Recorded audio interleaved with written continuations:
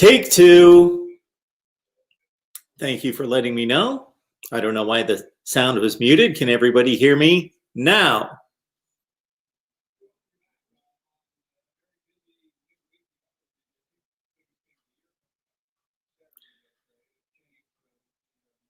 Okay, here we go. Bombshells dropping in the SEC. Mark Rogers TV, the voice of college football. Let's start this again.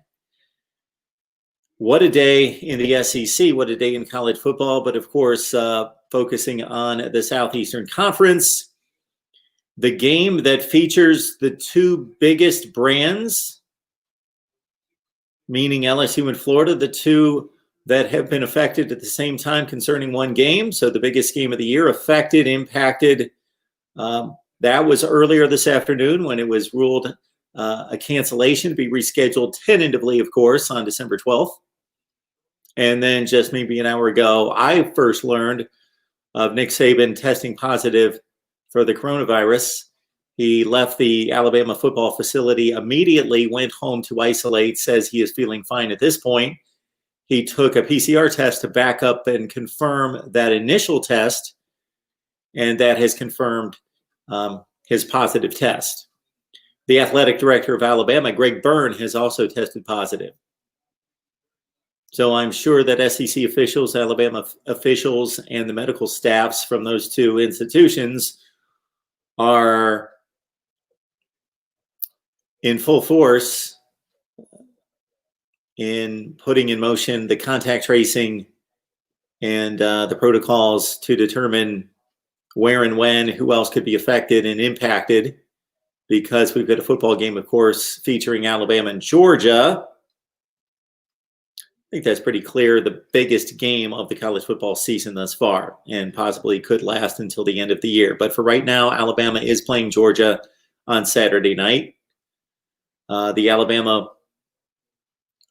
status is a favorite according to Vegas. I just heard a few minutes ago on the Paul Feinbaum show, dropped from 6 to 4.5 according to Vegas. So Nick Saban's impact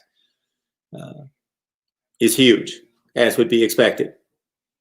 All right. Again, we will read the stories to pick up any other details on this. I don't have a whole lot right now. I was out and about doing a number of things, but this is one of the big reasons why I am now full-time, full throttle college football all the time, is that I can address this and not be somewhere else in a job. This is the job. This is what we do here. So we respond to you. So we do not break the news here. That is impossible for one man to do, but we provide instant analysis with your help as the voice of college football. And let's get to the comments here. Okay. Phil B just saw about Saban, crazy. Mr. HD, the SEC just wants to ruin it for everybody. We've got JT Sports on the line, whatever that says, JT Sports. We've got Tummy Tom 10, sound is off. Okay, then we get all the thank you so much for letting me know that the sound was off. Yeah. What happened at the application today? I have no idea, because it never starts with the sound off, with me on mute. So I never have to check that. Appreciate everybody in the live chat here. Gator Zone, Tommy Tom 10, Jordan Kepler, 247 Canes. How about the NCAA does something about this and cancels in-game attendance? So my last count was 16 games canceled out of 95. So 79 were played out of 95, about 82, 83%, something in that range. All right, this is by far the biggest game affected in regards to major powerhouse programs, meaning LSU and Florida. We also have Baylor, Oklahoma State, pretty big ball game, canceled for this weekend. And we've had some others, Notre Dame, Wake Forest in particular. All right, I don't know about the cancellation of the attendance at the games impacting the football teams. I can't see where that really impacts the football teams in the positive tests that have impacted the games. Yes, we could take it to the nth degree, 247 Canes.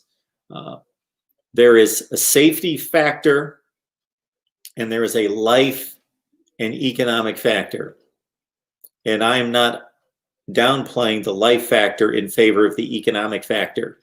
When this first hit and became a major force in our country and a major news issue and a major life disturbance for us, the emphasis counter to the health conditions and considerations were the economic impact.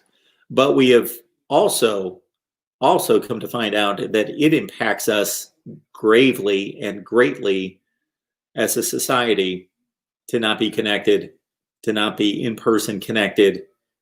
We could go on and on about that, but that's not the forum for this show.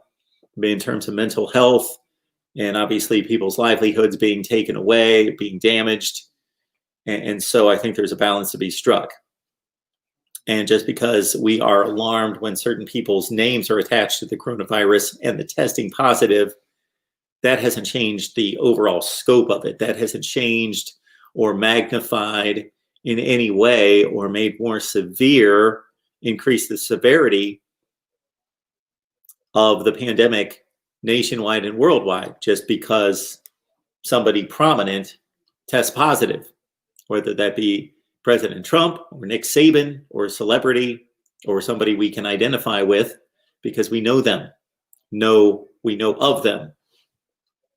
That has nothing to do with, again, we are moved too much emotionally in this day and age because we're on social media and looking at phones constantly.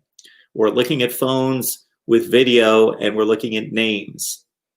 And therefore, we're not looking at the evidence which covers the totality of 330 million Americans. So I'm not going to go down that path from a political and social issue standpoint. Just be cognizant of what you're moved emotionally by and check yourself and determine whether it's valid, completely valid. All right, we got a call coming in here. And again, LSU and Florida have been rescheduled for December 12th. And for some reason, this has given me all sorts of problems today, ever since I had it in the car. Mark Rogers TV, the voice of college football. Who's on the line? Hey, Mark. It's Nate DeGree, Don't Be Late, a.k.a. Nate Kingston. How are you doing, sir? I'm doing just fine, but you're reminding me that you were late a few nights ago. So are you going to need to change your name? No, I had something to do. I was trying to type it in.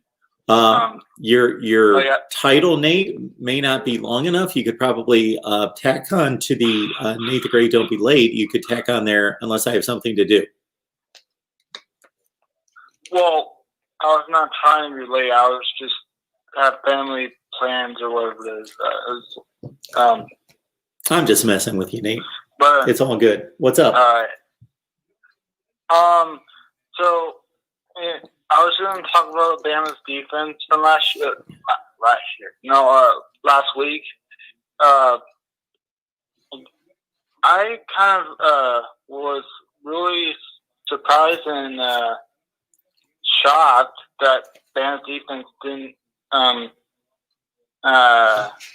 come alive that game against Ole Miss. I mean, usually Bama is really good at defense. So what happened there? Nate, you're reading my mind. So this afternoon I was looking at that, and I'll be preparing a video and posting it on the Alabama-Georgia matchup and focusing on Alabama's defensive play against Ole Miss. So few things to keep in mind here.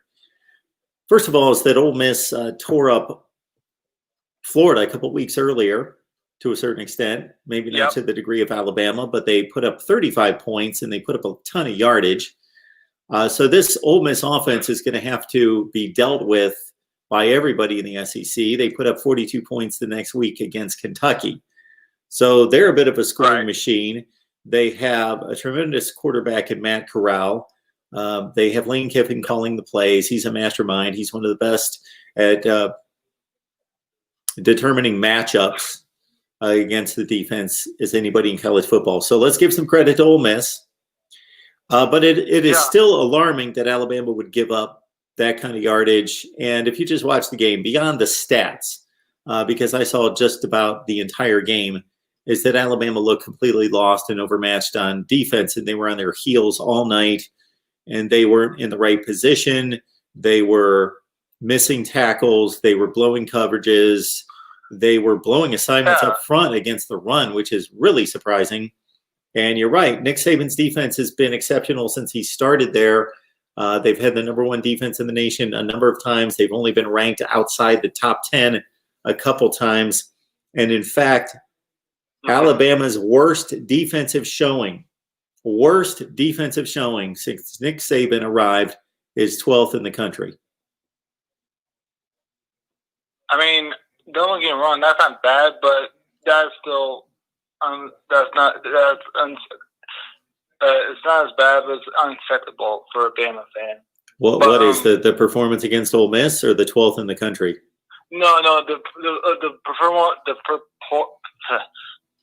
performance against Ole Miss was terrible. Absolutely, it was. And I was actually watching the game while I was in St. Louis for a tournament. But I saw Bama's defense, and I thought to myself, are they even trying or not? I mean, they didn't even look like they're trying to freaking get tackle or stuff. But I mean, yeah, I don't like. Well, I kind of like Bama, but I don't like them as an SEC team. But I don't mind them. Ballard is a Bama fan. He's my friend too. But yeah, I just want to point that out, and that was like unbelievable. That's not acceptable. Plus, I was thinking. I think in my head, and plus the thing in my head, that the next day of that game, I was thinking, is Saban going to make the players go through a suicide mile, or whatever it is? Well, Saban's not going to do much of anything. He's in isolation right now. Yeah. Yeah, I know. I'm just saying, like, if he on the practice field, what I meant, like for suicide.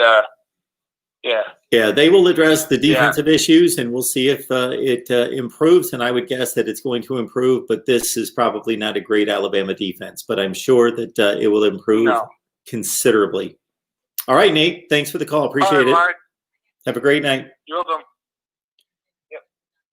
Mark Rogers TV, the voice of college football. Had a couple calls coming in during that conversation with our guy Nate, so please call back. There you are.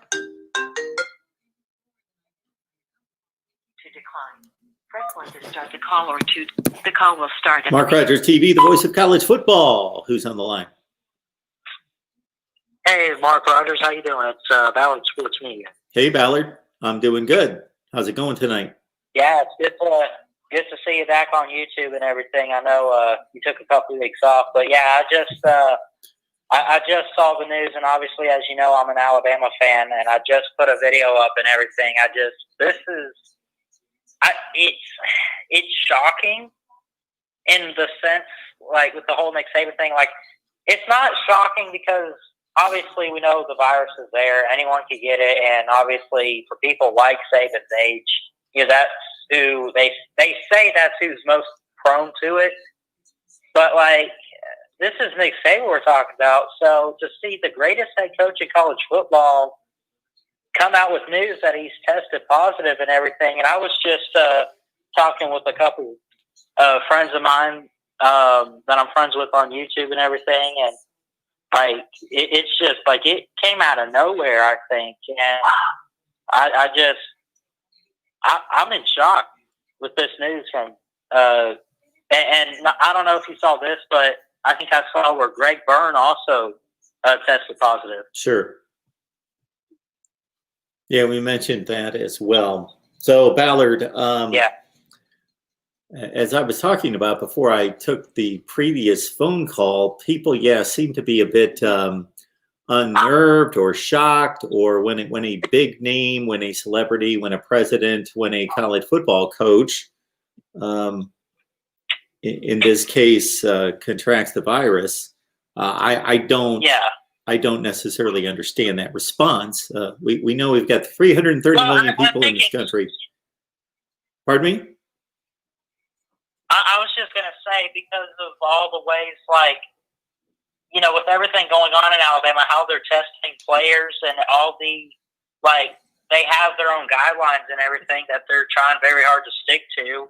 And they've been at practice for, like, what, a month or so now? I mean, they've been at it for the past few months, and now they're, I mean, and everything's been going great. And now, all of a sudden, here we are, and it's, you know, we're fixing to see Bama and Georgia just 2 or 3 days away, and now the head coach has a positive test. And I mean, everything was going really great at first. So I don't know who he possibly came in contact with. I don't know.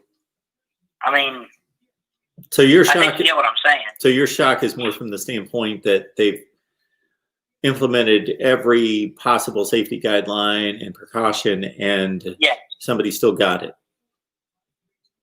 Yes, and the fact that it was all working so well for the past, like, month or so that they've been playing and practicing and everything like that, you know, I mean, I understand that, like, you could get it at any point, but, like, I mean, wouldn't it, like, if you're following all the guidelines and everything and doing your best at that,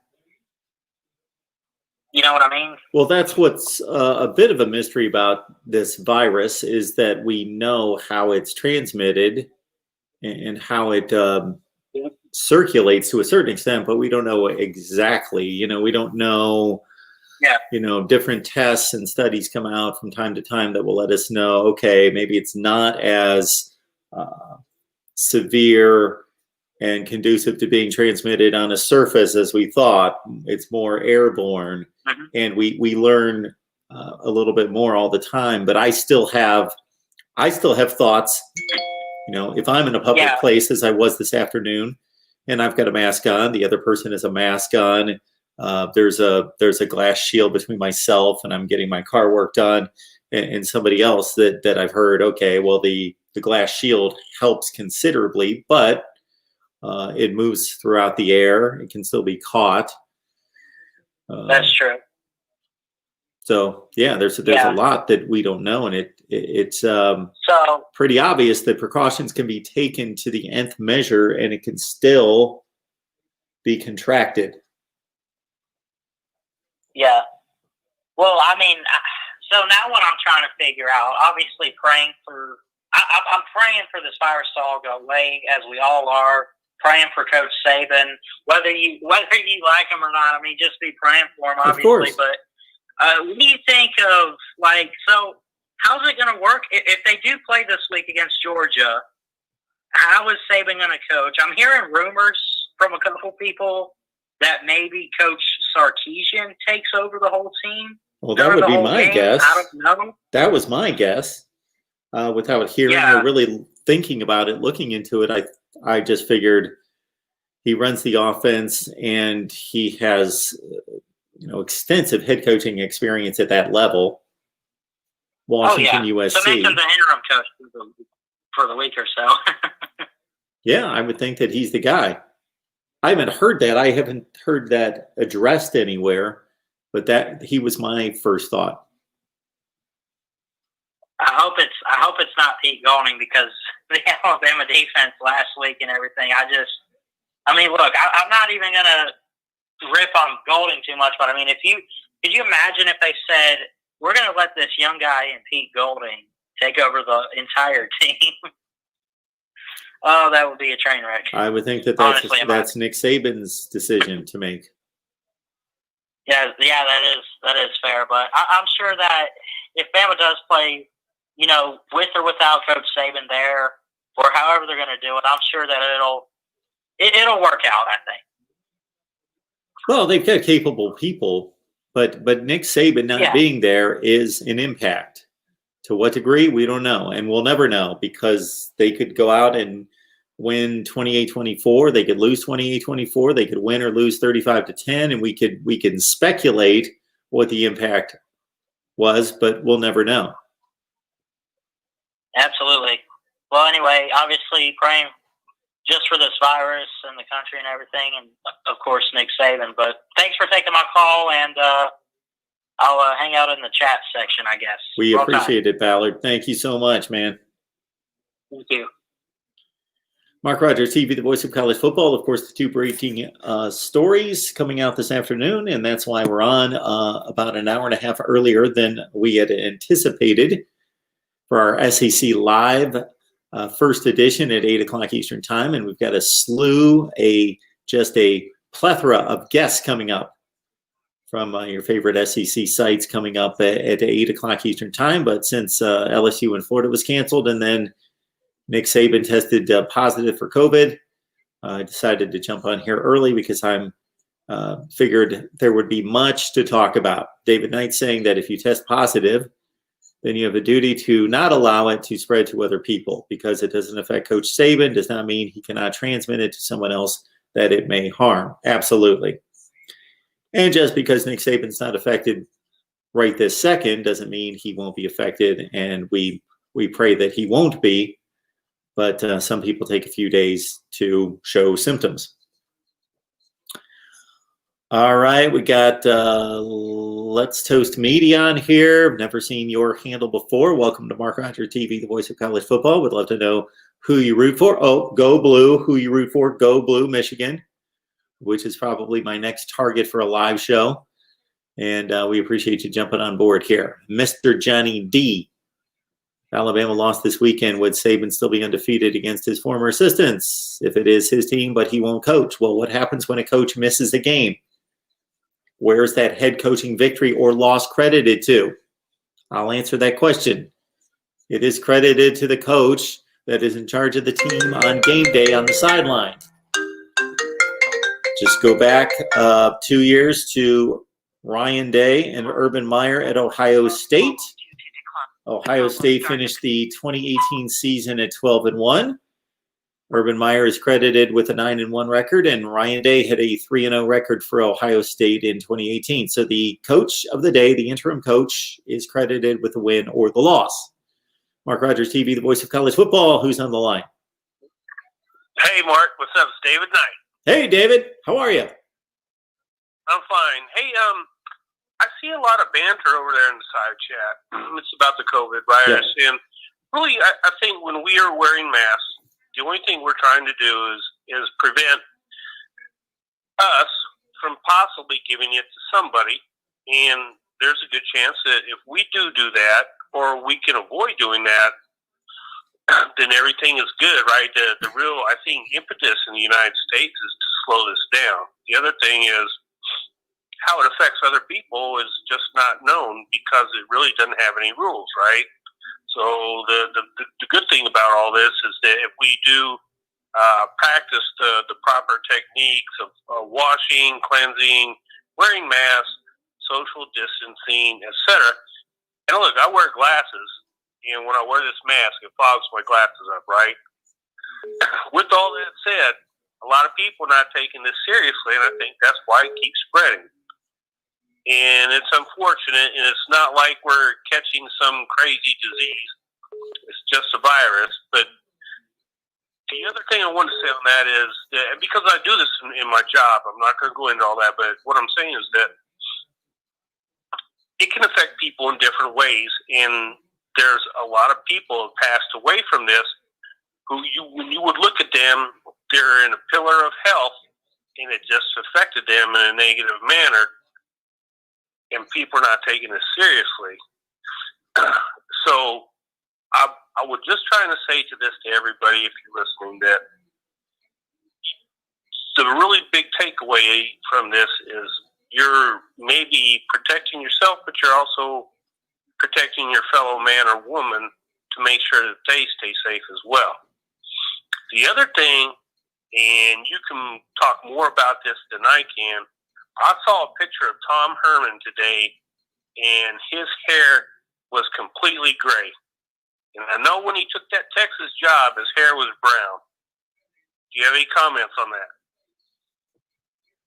That has me scurrying to Google to look up a recent Tom Herman picture, because I've seen Texas play a couple games this year. I haven't really noticed his hair color changing, but think about what happens to presidents. Yeah, you just saw it today. It's completely gray. Okay, and he was a dark-haired gentleman just in 2016 when he took the Texas job. So he's exactly. He has suffered from what we see presidents suffer from when they look about 25 years older when they leave the White House, is when they enter. I'm like, also saw that for Texas, their composite ranking of talent was 5th in the nation. I think Ohio State was 3rd in the nation, and I know that Ryan Day is really chomping at the bit to play the season, because I think he knows, and the rest of us know, that most likely Ohio State has the best team in the country, which probably people in the side chat are not going to agree with, but I really don't care what they think. But Ohio State's got the talent, they got the coaching staff, and I look for them to take it home. Yeah, well, I have predicted them to go to the college football playoff. It didn't take me a whole lot of thought to come up with that. They're most likely going to be a dominant team. They've got to go out there and prove it here in a few weeks, but I expect nothing less from them than to be a dominant team. And I believe right this second that there are 4 teams that are well above everyone else. And Ohio State's the only team that has yet to prove it, because they haven't been given the chance. But between Georgia, Clemson, and Alabama, those are the other teams that I think are on that level. I'm going to get off the line, but actually, give me a score on the Georgia-Bama game, and then I'm going to jump out. Give you a score. You need to help me. You need to help me sell Patreon. That's where I got my game predictions right there. Okay. I haven't predicted a score. Because of the point spread, I've got a pretty good feel for what I'm going to take against the line. But in regards to a winner of the game, I don't know. It's tough, isn't it? Because I think then when you look at the dynamics of both teams, how they played, which you use metrics. I use metrics on my job. When you don't have a lot of data gathered, it's tough to predict certain things, because you just don't have a basis for your opinion to make a ton of sense, because you just haven't played enough games. And I think, man, Georgia's defense, what I've seen, is really nice. The offense is probably going to be solid. I don't know how their new quarterback will react under pressure, but he may come through like a champ. So I don't know. Well, he gives me good indication that he will. I know that playing Alabama in Tuscaloosa, even without a full stadium, is still a daunting task at night. A top 5 matchup. But still, he's played 3 SEC games against the likes of Auburn, Arkansas, and Tennessee. Played on national TV last week. Well, they always play on national TV. I'm just saying a showcase game, a 3:30 game on CBS last week. And he's played 3 exceptional games. He's been, I don't want to say flawless. Of course, he's not been flawless. He's been mistake-free, and he has delivered on the throws, and he's played 3 excellent games thus far. And I think, Mark, that's really all you can ask for, right? That's all I can ask for from a quarterback who was not expected to play, who seemingly, based on all the scouting reports, has the least amount of talent in that quarterback room at Georgia, and was pressed into duty when he didn't expect it. And you got to give it up for the kid who originally was at Georgia, left Georgia to go to JUCO, and he could have went somewhere else with a guarantee or a better fighting chance of playing. and he wanted to return to Georgia because that's where his career started. And lo and behold, here he is, the starting quarterback, and playing great. And I would think a key to this game, David, might be Georgia looking at the Ole Miss film, and they can't tear apart their offense in 1 week and try to duplicate what Ole Miss did. But they can look and see where are the similarities of matchups and personnel and play calling that is similar to what our players are used to, and emphasize those play calls, those formations, those similar matchups, personnel matchups. Yeah, especially number 84, the tight end for Ole Miss, man, that was a big dude streaking down the field. Yeboah. He opened them up down the middle. Yeah. So, I don't know what kind of talent Georgia has at tight end, so I'm sure they have some good players. So they've got talent all over the field. So anyway, I'm going to get off in case somebody else wants to call in and not hog up anytime. So Thanks, David. Appreciate it. hey, I still got some work to do for you, and expect that in the next few days, okay? And I'll talk to you later. Hey, David, we always appreciate you. Thank you. Okay, take care, brother. Bye-bye. Our man, David Knight, Notre Dame fan, likes the Buckeyes to win it all this year. And here we got another call coming in. Appreciate your persistence, as some of you have called during the previous call. So I appreciate you calling back. We will work on the call waiting. We will get that operated someday. Mark Rogers TV, the voice of college football. Who's on the line? Hey, Mark, it's DeAndre. How you doing, man? DeAndre, I'm doing well. How are you? I'm doing great. What I was about to say.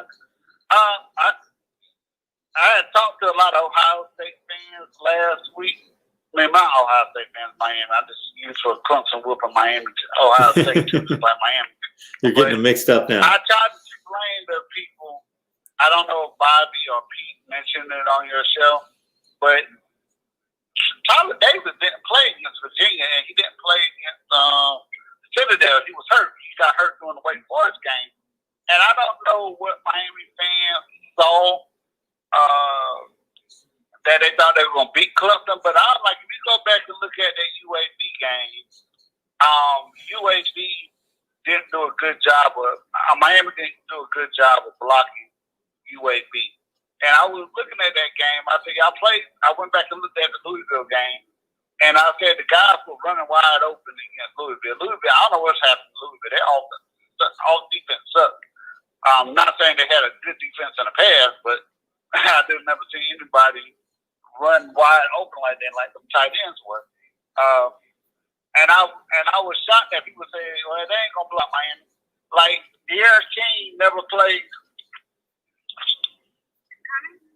Yeah, I'll be there.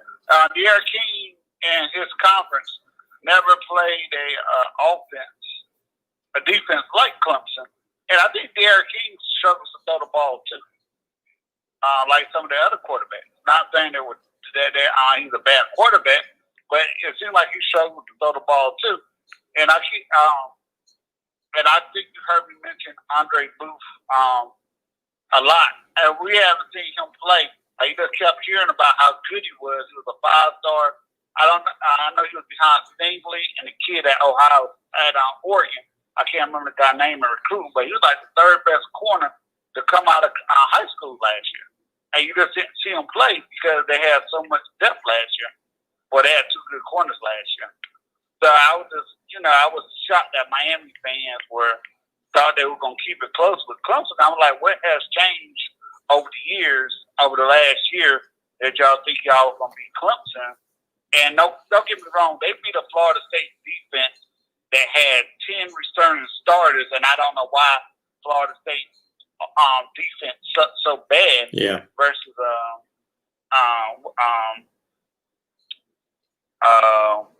what's that team called against Miami. So I don't know. I don't know, and I don't know why they thought they were gonna win.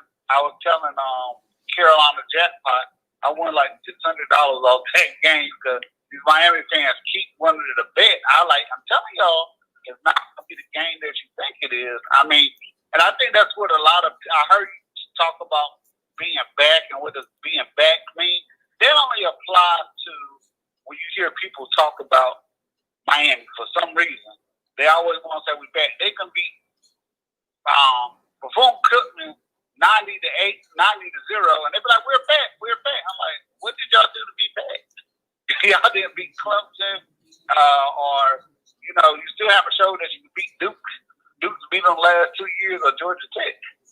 And that's just crazy to me that they yell that all the time. Yeah, for Miami to be back, let's say the schedule had not changed, and the schedule was the original schedule in which they didn't play Clemson, and they had a really easy schedule. They had their Coastal Division, then they had Florida State, and I believe Wake was the other team in the other division. So Wake's down this year, not as good as they've been, and Florida State's awful. So they would have played two awful teams, maybe the two worst teams in the Atlantic Division, plus their division, which is arguably the worst in college football. And they picked on Michigan State in a year in which Michigan State's probably going to be worse than they've been in a decade or more. So their schedule was going to be awful. But now here they picked up Clemson, and here they got hit in the fourth game of the season. And now before that, they've looked exceptional. But who did they play? UAB is about the 75th best team in the country.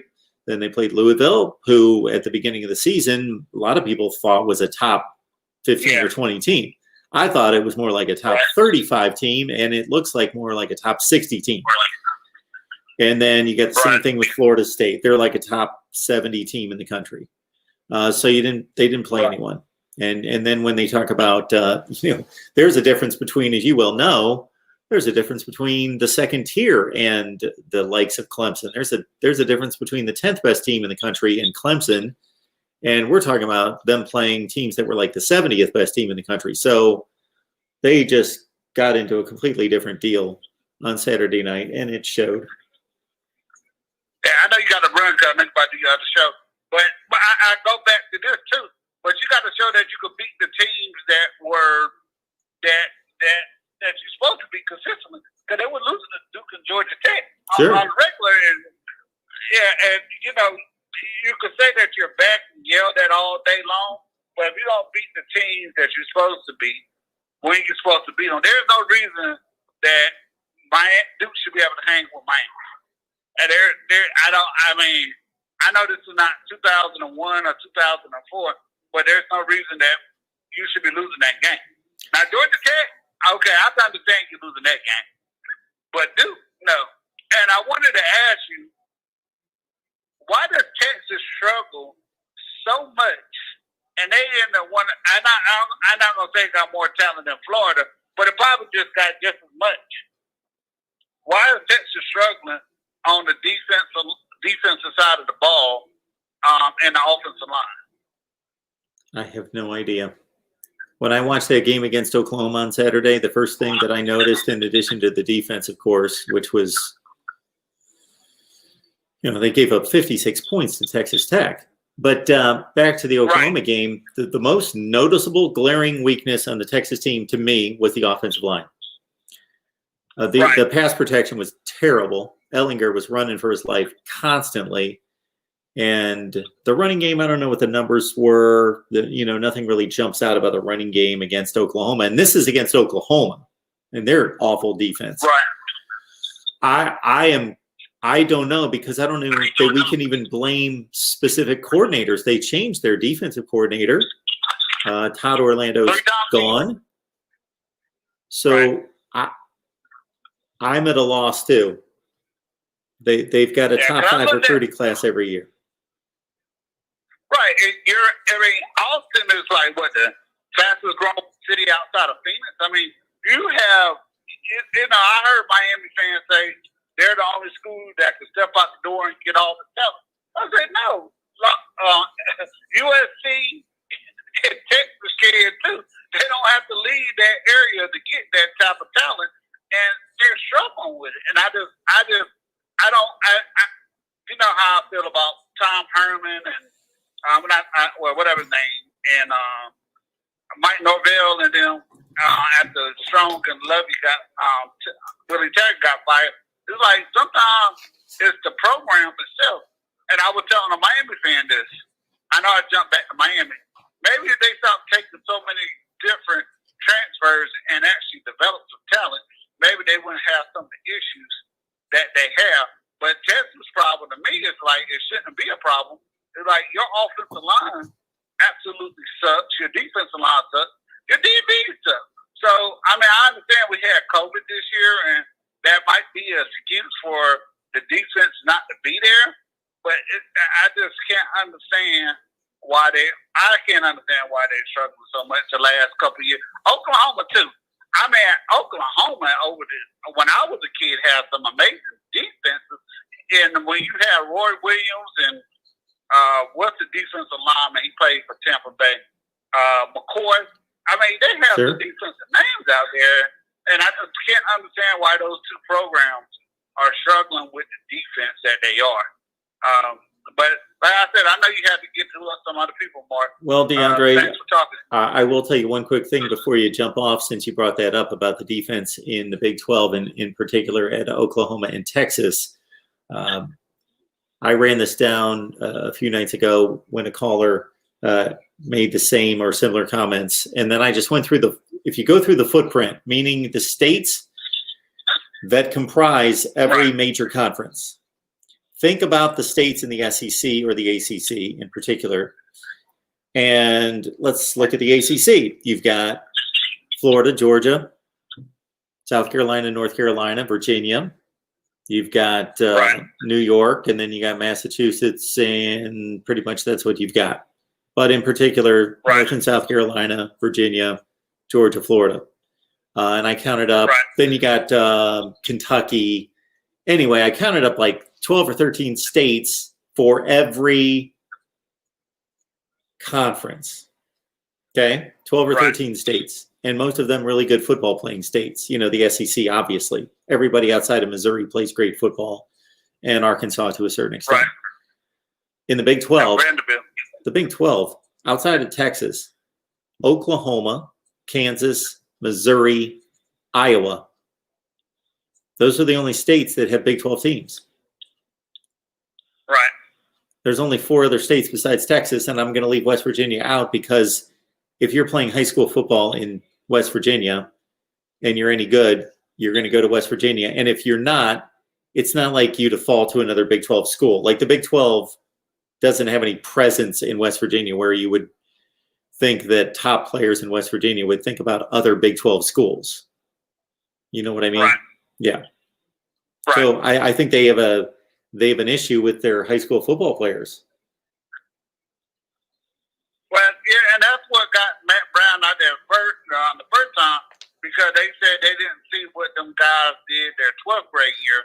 They was only looking at their 11th grade, 9th and 10th and 11th grade year, and that's why they said Matt Brown really dropped the ball on recruiting. But like I said, I mean, and I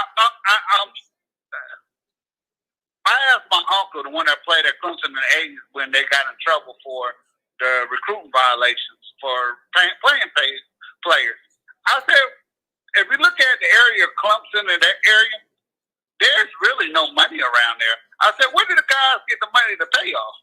And like, if you look at Texas and SMU, it's like they have a bunch of money because of the oil down there. And there's people move there. There's nothing around South Carolina that build up Clemson like it has built up Texas. And Texas should be in the place where Clemson is, if that makes sense. Those should they should be. I just can't understand those programs. They should be better than Clemson. I mean, take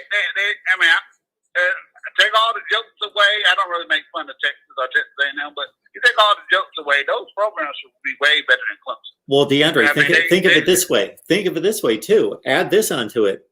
What if it would be one thing if Texas recruited as good as they do, which are top 5 to 10 classes in the nation year after year after year after year, and then they had to go play an SEC schedule. They're doing this against the Big 12. Can you imagine if they would have been playing in the SEC? Even TCU. I mean, I know the 4-2's been around, but it was 4-2-5's been around forever. But the first team that I really know to pay it was TCU back in the day. I can't understand why their defense is just suck. I just don't know if everybody's spending most of their time on the offensive side of the ball, but I just can't get why those teams suck like that, and they have no reason that Iowa State should be considered the best team in the Big Ten when they've been terrible for the last 100 years. I mean, I know they've been had decent years under this new coach Campbell, but there's no reason why that should happen, and that's just so irritating to me. And I can't imagine how Texas fans feel because Texas should be the cream of the crop. I mean, I looked at Forbes' top 100 programs like far as money. Texas is number one, and then Texas A&M was number two. I mean, those two programs bring in more money than anybody. And I think the next closest might have been Ohio State, maybe, or Notre Dame. I think it was one of those two that was the next closest. But it was good by a good $4 million though. I don't know. It's a mystery. And I'm already hearing they're going to get rid of Tom Herman already. I'm like, damn. I'm like, who are you going to go get? Unless Matt Campbell leave, I don't know who else would you go get out there. It's Texas. Hey, it's Texas. They should be able to get just about anybody they want. Just about. They don't go there. I don't know why, but the players don't go there though. I mean, they're not the players, but the coaches don't go there. I mean, I said, I don't know how Tom Herman all of a sudden was a great coach at Houston. Then all of a sudden is, well, you're not such a great coach now. well, that's what I'm saying. I don't know that top coaches wouldn't go to Texas because they pretty much had their selection. It's not like they had to default to their fifth choice because they couldn't get the other coaches they want. The only guy that I know of that they really wanted was Nick Saban. Right. But besides Nick Saban, Tom Herman was high on the list. What's that? I said, I know Nick Saban had wanted to go to Southern Cal at one time, but yeah, you're right. I mean, I just don't get it. Charlie Strong was coming off a big year in Louisville, so it's not like they settled for Charlie Strong or settled for Tom Herman or settled for Mac Brown. They were hiring coaches that were hot at the time. Mac Brown had turned North Carolina into a top 10 team 2 consecutive years at the end of his stay there, from 1-10 to one of the best programs in the nation. Then they go to Charlie Strong, who turned Louisville into a winner, was winning big there, won the Sugar Bowl. And then they go to Tom Herman, who won big at Houston and had a big offensive year as a coordinator at Ohio State, winning a national championship before that. Right. Yes, I don't know, man. It's an interesting thing to look at why them programs are not doing good. Because I tell Miami fans, I can tell y'all why y'all not doing good. Because you got Central Florida, South Florida, Florida International, and Florida Atlantic, and then you got the other 2 schools, and then you got Clemson and Alabama and Georgia recruits Florida harder than they recruit Georgia. So you got a lot of those guys leaving the area. It's not like it was in the 80s where Sagelberger said, hey, I'm going to step out the door and pick a player. It's not like that anymore because the guys said, well, why should I sit on the bench at Miami or Florida State or Florida and I go to Central Florida or Florida International? I still get a chance. My family still get a chance to see me on TV, and I still can shine. You know, it's not like that anymore. I mean, I tell people all the time, I'm amazed how good Clemson has been recruiting over the last 10 years. I mean, it's just amazing where they're getting players from. But also, I see that UVA's down. Virginia Tech is not what it used to be. So you're getting a lot of players out of that area. Carolina's been down for a while. So you're getting a lot of players out of Carolina. Then you're going over to Georgia. Georgia Tech has been running this weird offense for years, and they're down. And then Georgia, they go all over the recruit. So you're getting the leftovers from there. Then you're going down to Florida getting your player. it's easy to see. I know I saw where you talked about South Carolina. The reason why South Carolina sucks because they don't have a national footprint. They really stay right there in the state of South Carolina. And you know what? South Carolina got 5 million people, maybe. And it's a really small state. So you don't have that growth to get the players out. And Clemson's going everywhere, Tennessee, everywhere to get their players. So, I mean, it's different, but I'm just amazed how they can, Dabo can drum up these people to come from everywhere to come to Clemson. But Texas is struggling to get decent talent down there. And their program has way much more money, more name recognition than Clemson has. But, Mark, you have a good night. I can't wait to hear the rest of the show, man. Appreciate that, DeAndre. Have a good one. All right. Yeah, good night. So it's 7:25 Eastern time. We had scheduled an SEC live show at 8 o'clock Eastern time. So I want to let everyone know that's on right now that we'll be back at 8 o'clock Eastern time. I'm not going anywhere. Not going anywhere. I'm staying right here. Going to take your phone calls and go through the live chat. I have yet to go through actually the stories concerning Florida-LSU and Nick Saban testing positive, but as long as I get phone calls, there you go. I don't need to make anything up. You guys produce the show, but just wanted to let everyone know that a few minutes to 8 o'clock, I will shut down here. The reason for that is because I had already scheduled an SEC live show. It's right here. Just stay on the page, stay on the channel, but I sent that link out to my guests. So I got to stay with that link. So I'm going to have to shut this down just prior to 8 o'clock and then turn around and I'll be right back here. MarkRogersTV, the voice of college football. Who's on the line? Navy Thomas 8 back at you, and I want you to do a reverse of your shelving. Get that Ellis helmet to the bottom. Gators to the bottom of the shelf. Only move the good teams back up to the top shelf instead of keeping these losing teams. I just wanted to bring it up to you, and I've watched you since Saturday, so I had to call you today and tell you, fix the damn shelvings. So Tom, I just changed these. The reason I put these the way they are is right when I was sitting down, ready to start this, we're launching our SEC live show tonight. And so I wanted to put all the SEC helmets I could find at the front. So I've got 5 of them. You don't have anything of the top 5 on the top shelf, bro. Alabama. Okay, leave them. Put Ohio State up there. Michigan, I'm telling you right now, don't give that but another week. How about Clemson? I think Tennessee's already lost. Sure. No, whatever, dude. I just wanted to call you and rag on the entire thing that I've been telling you for, oh my God. All right, Clemson back up there. All right. I like to mix them up. Plus, we're doing our SEC show tonight, so they were going to be all SEC in the front. It's just that I look at your shelf every day and I go, why are these clowns still on the top shelf? All right.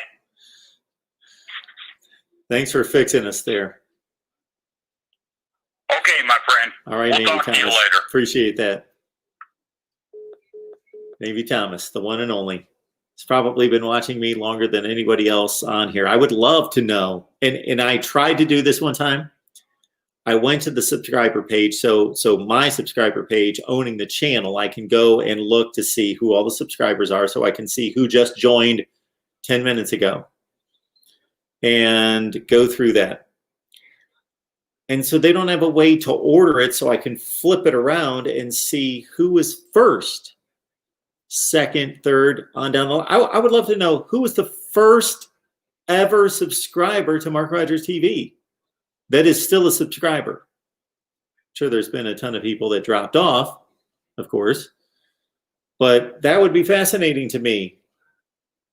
I probably have never seen their handle before. Maybe, I don't know. But somebody way back when subscribed, and they're still a subscriber. So I would like to know who number one is. So I had to go page by page, and it was just trying to go through 21,000 names with like 30 per page. It was insane, and I couldn't do it. I could not do it, but I wanted to, and then see maybe there's the date in which everybody joined. I could go through everybody, and I would know, okay, this is when Jordan joined, and this is when the Lee Smith channel became a subscriber. But out of the people that I regularly see in the live chat, the two people that I believe would be the oldest subscribers would be Navy Thomas and NCIS Fanatic 21. Those would be the two that I would believe to be the oldest subscribers. Not in age, but in terms of how long they've been subscribed here to Mark Rogers TV, the voice of college football, which leads me to, we've had as many as 80 on the line. We're at 65. I might be driving a few away. So I would ask everyone to subscribe. You are helping this channel immensely by just subscribing. Please subscribe. Hit the bell.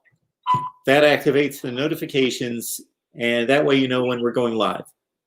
Mark Rogers TV, the voice of college football. Who's on the line? Hello?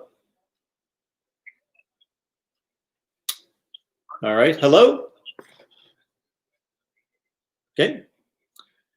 Little issue with that phone call for some reason.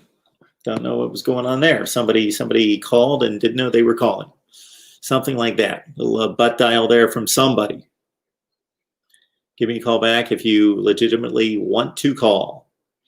And here's your number.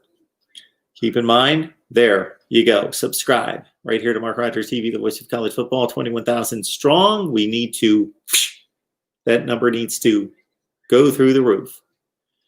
And of course, the super chat's on. And again, please subscribe. And where was I headed on this? It was to find the phone number, which is 860-325-3687. That's 860-325-3687. Mark it down. Put it on your fridge, on your treadmill. And now that I'm doing this full time, the off-season projects will include figuring out the phone lines, getting that set up so I can actually talk on the mic and talk to you and do away with the dreaded cell phone. We'll get there. And then also, because we've got all of this gear that we purchased here, a mixer and so forth. And where else was I headed with that? I don't know. Join us on Patreon. You get my top 25 that actually makes sense, which I actually, that's right. I did release that right here because that was something that I always had here. So got to check out that video. We only had about 1,000 views on that. It's my top 25 that actually makes sense. So if you either want to back me up on my theory, my approach, my formula, or make fun of me, either way, my top 25 that actually makes sense, released here every Sunday. Who's on the line? Hey, Mark, I'm sorry, but did you just say you were full-time now? Full-time. Quit my job. Oh, wow. Well, oh, wow is right. Find a way to, we just got to find a way to donate. Y'all make sure y'all donate, man, out there. And I try to give a couple of dollars every time I hear Mark on the live chat. I appreciate that, DeAndre. Out there. I'm sorry, DeAndre. I appreciate you calling back. I can't go into details, but I got pushed to the wall. Yeah, and I had no choice. We talked about it on Twitter. And so I wasn't going to give this up. This is what I want to do. So we got to do it full throttle. Right. So. Yeah, but don't worry. I'll be donating. Man, and I haven't got a chance to sign the Patreon. Those things are so confusing because so many people have them. And I'll be sitting there to look at it and say, log in with Google. And that's okay. But anyway, man.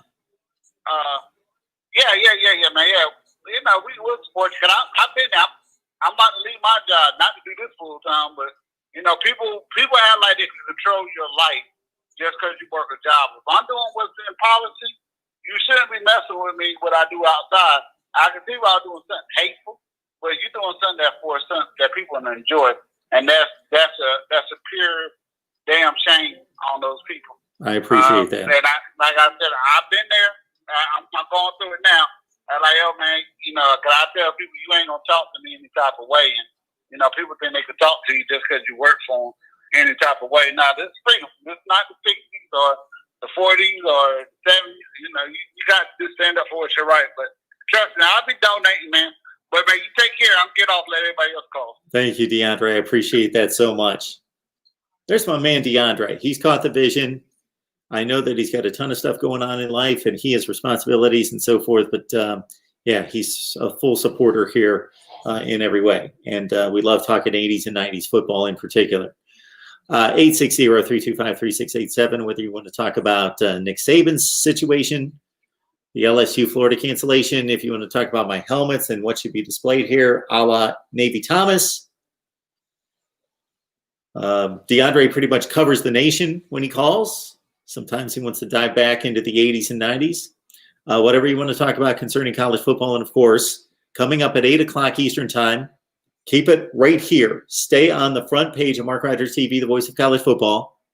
And the next link will come out. And the reason I had to break up the two live streams is because I had already scheduled an 8 o'clock SEC live. Therefore, I need to make sure that I keep that link because that's the link going out to all the guests. All right. So we're going to keep it right here and 8 o'clock Eastern time. And I need just a few minutes to turn the show around. All right. Great to see everyone. Sid Irish, keeping everyone on their toes, I see in the chat. Got a baseball update from Luke Walker.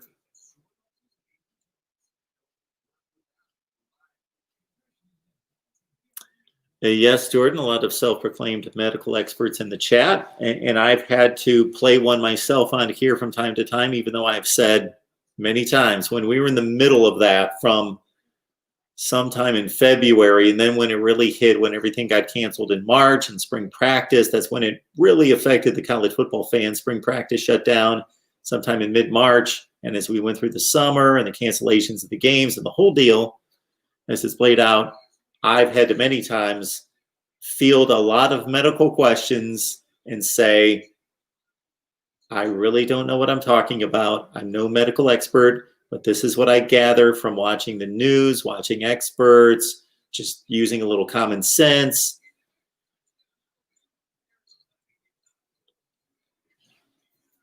Troy V, anybody who coaches at underachieving Texas is going to have gray hair. That team finds new ways to lose each year, don't they?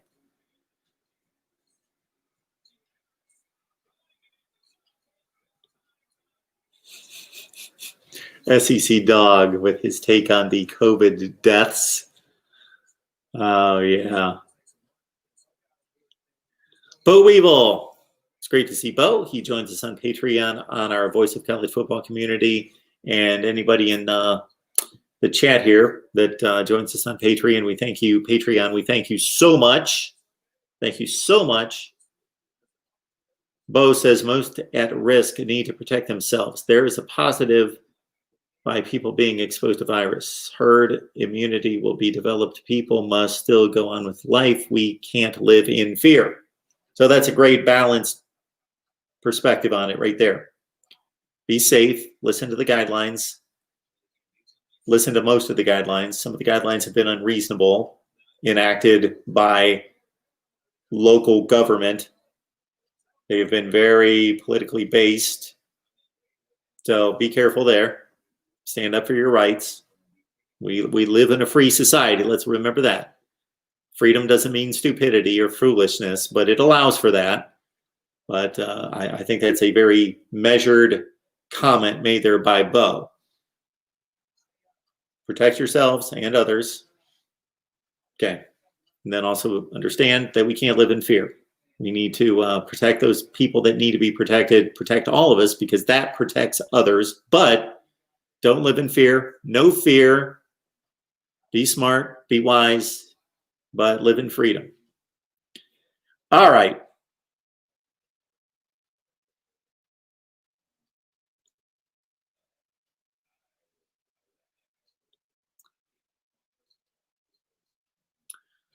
John Sarian, when will you post predictions on Patreon? I think I did it about Friday night at midnight last week.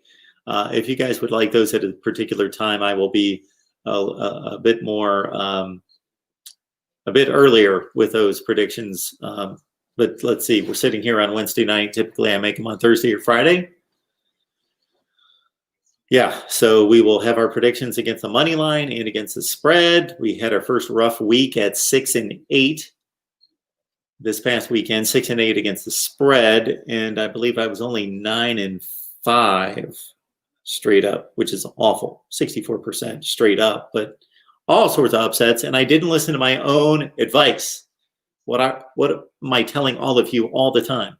I'm telling you that 20 to 25% of the games will be upsets like clockwork every week. Every week. It's uncanny. We had 13 top 25 games last week. 5 were upsets. So we were a bit high last week. We're around, that usually doesn't happen. We were more in the 5 out of 15 would be 33%. So like 38% upsets last week. Top 25 games. Boston College, a 6-point underdog, beat Pitt. Texas A&M, a 5 or 6-point underdog, beat Florida.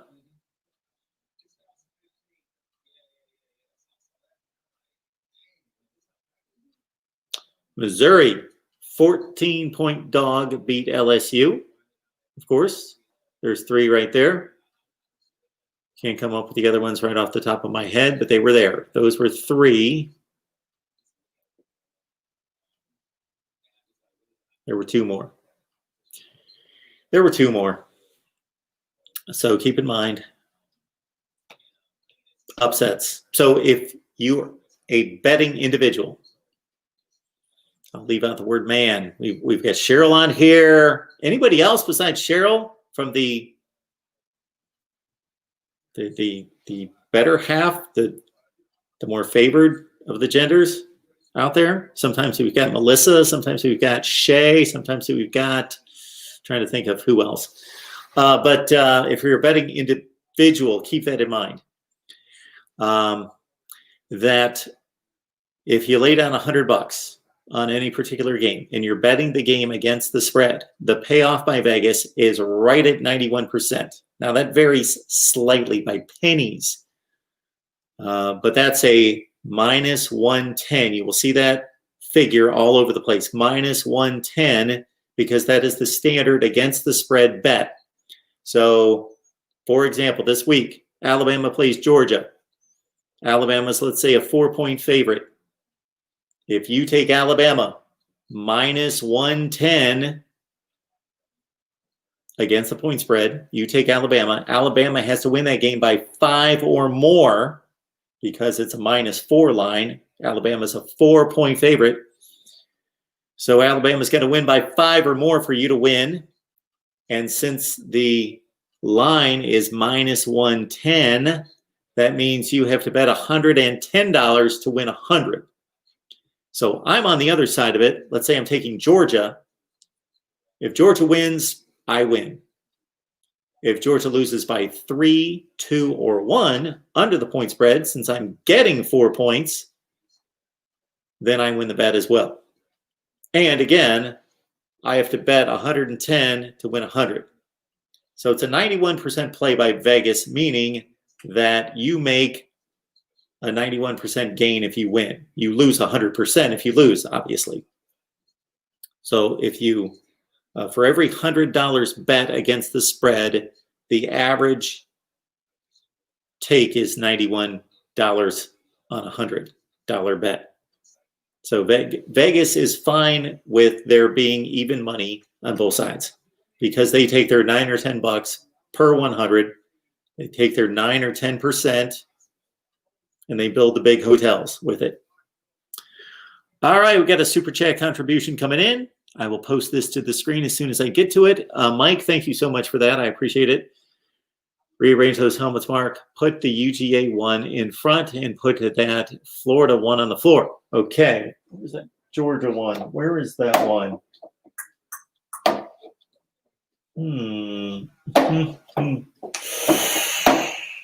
Where did I put that Georgia helmet? I tell you, if Lane Kiffin could find a defense and keep putting up 48 points a game, then we just do that. We could do that. Got that one from work. They gave that one to me. All right.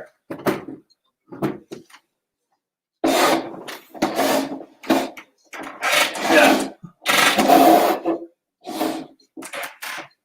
The famous helmets. The next two helmets that will be purchased, which should be, I would think, Georgia.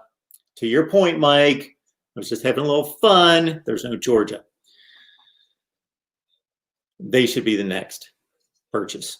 Georgia.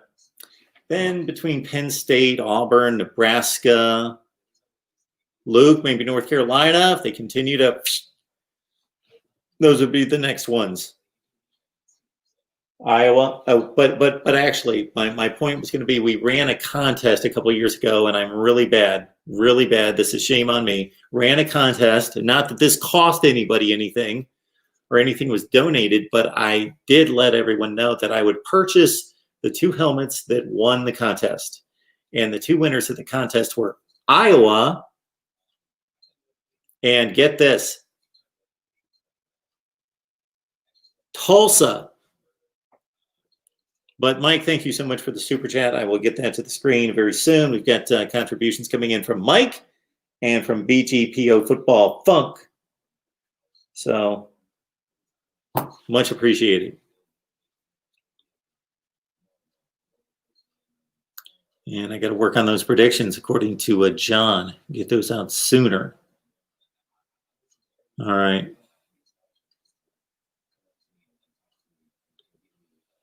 Ohio State owns Clemson. And for Buckeyes fans to have the better side of that argument, to get the better of that argument, it's going to be a long time. Even if they play this year and the Buckeyes win, it's 4-1. So big deal. It's 4-1. And Ohio State fans can say, well, this is the only game that counts. The only season that counts is the one right now. But Clemson fans are going to say it's 4-1. And that's if they get to play. And that's if Ohio State wins. Now, if Clemson wins again against Ohio State, wow, 5-0, then we're going to have Jordan and BGPO Football Funk, DeAndre, all over Buckeye Nation. So Ohio State cannot lose to Clemson again. If it goes to 5-0.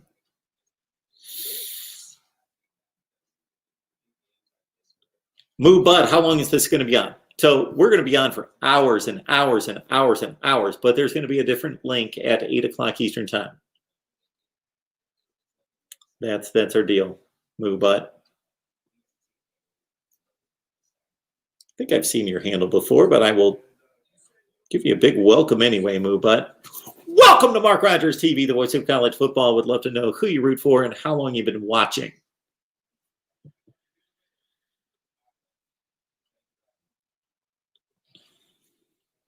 WT Keaton, if Georgia wins Saturday, it increases the chances of 2 SEC teams in the playoff rather than the Big 12 champion in the 4th spot.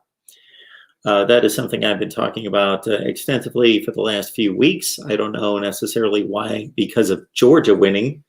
I think WT is projecting an Alabama win in the SEC championship game over Florida, or over Georgia.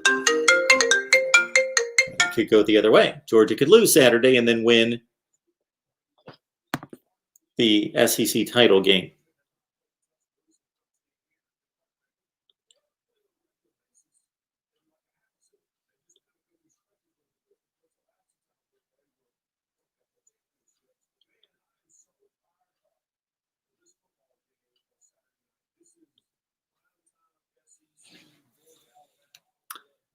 I posted a video several months ago after the college football season because the debate between Clemson and Ohio State fans was at a fever pitch, of course. And I posted a video which basically said, okay, Clemson fans, this is what you have to brag about, which was pretty simple, 4-0. But Ohio State fans, you can always counter with this. And it's an interesting debate because when you've got the head-to-head, it's like our Florida State guys on Tuesday night, last night, who were having fun with Miami fans because the Canes were beating their chests going into Clemson, and then they get humbled. But how much can you really trash talk against Miami if you're Florida State, having lost 52-10, and now for 4 consecutive years? Same thing with Ohio State fans against Clemson fans. 4-0. All you can do is throw up your hands. Or you could say, you know, it was 4 games in the course of college football history. There were 4 isolated games. It's not like they play in a conference where they play every year and you beat our brains in. And Ohio State obviously has been a significantly better program over the course of history. It's not even close. It's not arguable. Clemson's had an outstanding program throughout its history, a top 15 program. But Ohio State is arguably the best football program of all time. Arguably, I didn't say that it is. I would say that between Notre Dame, Alabama, Ohio State, USC, maybe Texas, you can argue any one of those schools as the all-time best. Maybe USC, if you look at wins, winning percentage, national championships are tainted, conference championships, and then all the peripheries like All-Americans and NFL draft selections, all of that.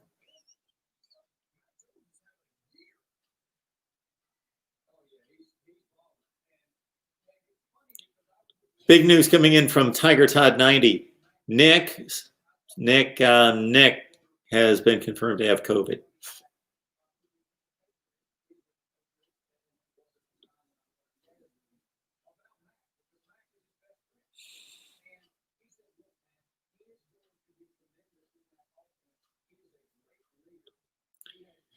Shanktopotamus. Georgia always quits in tough games. Bama by 14. I don't see a history of that, Shanktopotamus. I don't see a history of that. Okay.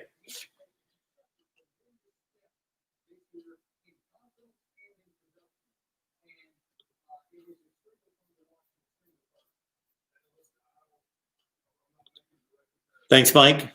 Thanks again. We'll work on that Georgia helmet one of these days. Get a national championship, I'll get a helmet. We could do that. Gators owned, the game canceled as we've been talking about with LSU and Florida. No telling what is going to happen to Mizzou next week. You have to quarantine for 14 days. Yes. This, too, is correct. Even the experts can't agree on the spread of the virus and the validity of the numbers. Gator Zone, thank you so much. I appreciate that.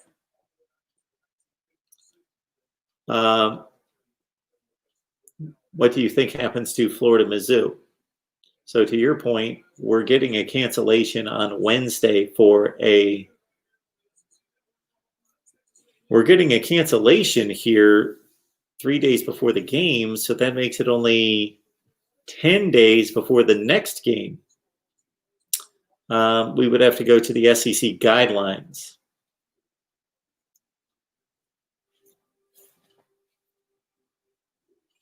I don't know what the SEC is saying about that, because I would have thought with everything that I saw on this over the previous hour before coming on here, that there would have been something stated about that if you go to the SEC guidelines,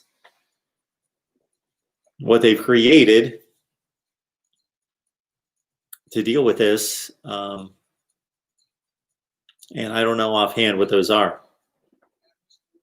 But if it is 14 days, because it was supposed to be 14 days for the first three major conferences that were playing, the ACC, the Big 12, and the SEC, to my recollection, then the Big 12 or the Big 10 took it up to 21 days. So I would think, if I'm interpreting that correctly, that knocks out the Florida-Missouri game for the next week. Let's see here.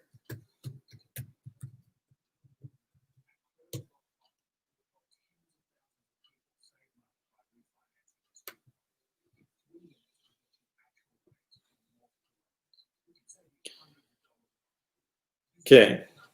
Number 10, Florida-LSU at the Swamp has been postponed. Okay. Tentatively rescheduled for the SEC's built-in bye week on December 12th, the week before the SEC title game. SEC said on Twitter that the game was postponed after positive tests and subsequent quarantine of the individuals with the Florida football program. Florida's got 18 positives among scholarship players and 3 among walk-ons.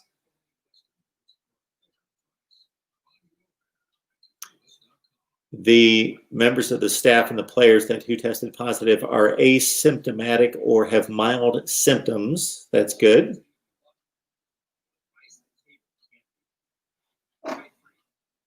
So Florida had less than 50 scholarship players available, and that's what triggered the guideline. The SEC Return to Activity and Medical Guidance Task Force stipulates that the team must have at least 53 scholarship players available.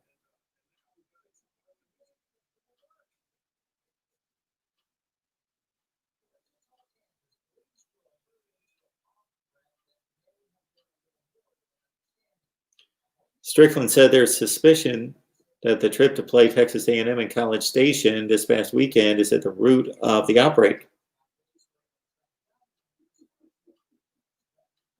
Although a couple of Florida players had said that they had allergy-type symptoms before leaving for the game, and they stayed home.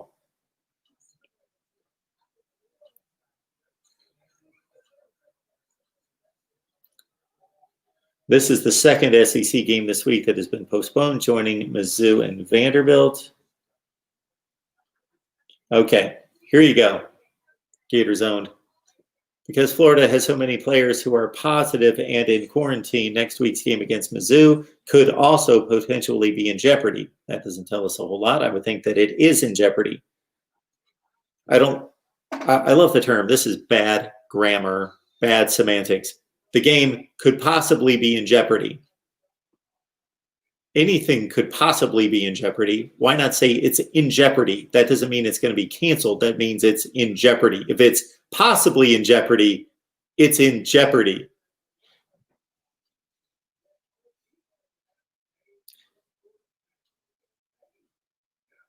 CDC guidelines say those with positive tests must isolate for 10 days, while contact tracing requires a 14-day quarantine. Strickland said it was too early to know whether the Missouri game would have to be postponed as well. So there's your answer. 10 days on the positive COVID test and 14 days with the contact tracing. So that's what we're dealing with. As is always the case, we've got the most people on here when we're about to say goodbye. But we are not saying goodbye for long, for just a couple minutes. I've got to turn around the link because we sent our guests the link for the 8 o'clock show. I think you're all here and psyched up and ready to go. It's our first edition, the launch of SEC Live. So I'm going to shut down this. Stay right here on the front page of MarkRogersTV, the voice of college football, and we will be with you in just a few minutes. Let me see if there's anything else. Cheryl's telling me 14 days. We'll get to that at some point.